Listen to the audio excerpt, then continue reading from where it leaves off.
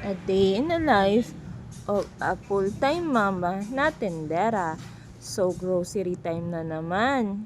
Dahil marami nang wala sa store ni Amir, is dadagdagan na natin at bibili na rin tayo. Yun na nga. Dahil may nabenta tayo, i-grocery na natin kaysa mapunta pa sa ibang mga bagay. Ganito yung lagi kong ginagawa. Once na pwede na akong mag-grocery, binibili ko na rin talaga siya para talagang nasa tindahan lang yung pinaka kita namin sa store. So yun na nga, dito naman tayo sa mga dilata. May pagkwentuhan pa ako niyan kasi nga nag-aayos yung kakilala kong dicer. Naging kakilala ko na yan kasi lagi ako diyang bumibili sa grocery na yan. Yan si kuya. So dito naman tayo sa kabila.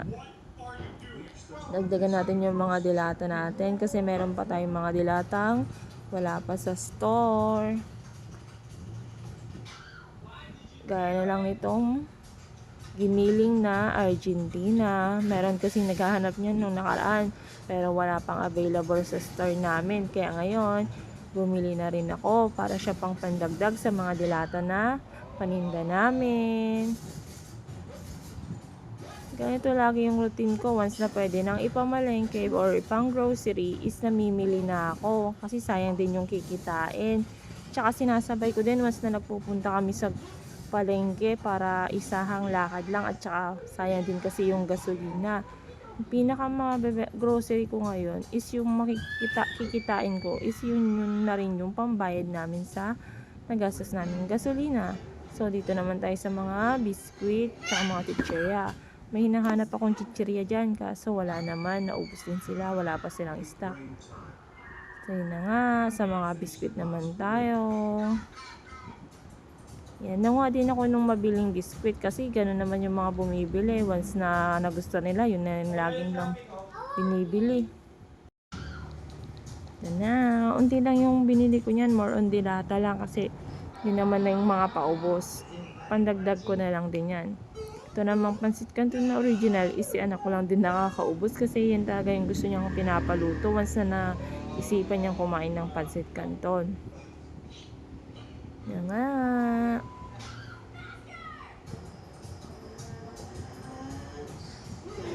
Ang hirap na ng tulak ng cart ko kasi mabigat din yung mga dilata tsaka naglolo ko na rin yung push cart na nakuha ko. So yan nga. Punta na tayo sa counter.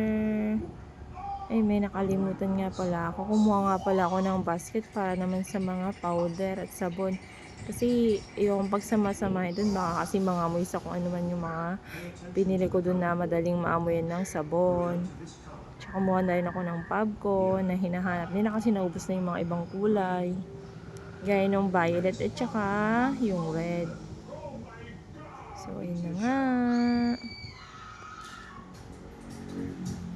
Kahit maliit lang yung kita sa tindahan, okay na din kasi nakaka-survive naman kami sa araw-araw dahil sa tindahan namin.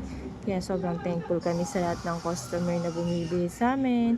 Thank you sa laging pagpili sa amin sa store ni Amir.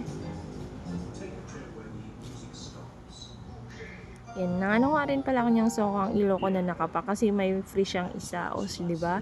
Siya pang sayang kaya yan na yung pinili ko. Tsaka paubos na rin kasi yung sukang ilo ko na paninda namin na nakapak. Pasimple nagbi-video lang din ako dyan kasi ako lang din naman nagtutulak tsaka mag-isa lang din ako. Hindi ko sinama yung anak ko dyan. Yan na. Tapos na tayo.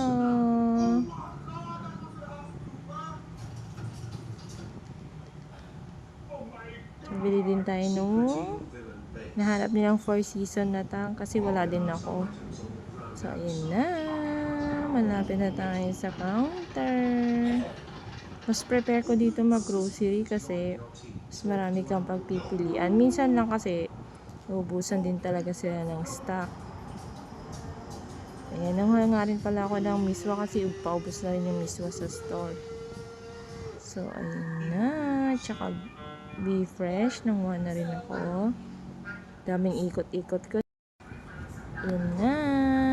Thank you for watching.